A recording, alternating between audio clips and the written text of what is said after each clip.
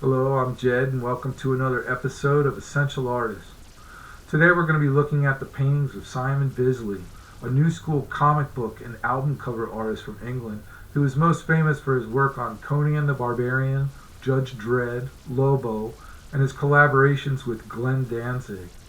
He took Frank Frazetta's fantasy art, sword and sorcery style to the next level, giving his heroes more muscles and making his women even more voluptuous, to the point of being absurd at times, but that's part of his campy wit as demonstrated most vividly in his Lobo character.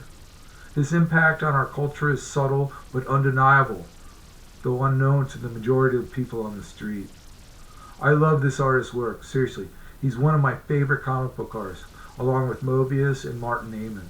And looking back, after studying the paintings of Frank Frazetta myself as a child, and wishing I could paint as well as him, I felt that if I could ever create something as good as Frank Frazetta just once, then I could feel like an accomplished artist.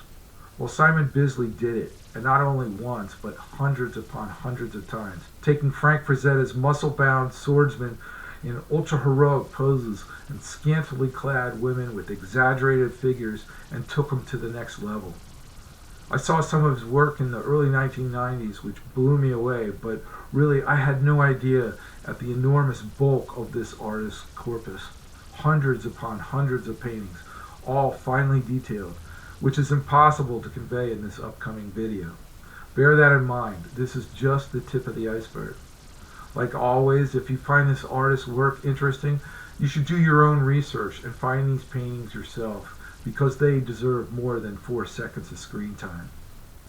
This video is meant merely as an introduction into his career. So, with all that said, let's take a look at the paintings of Simon Bisley.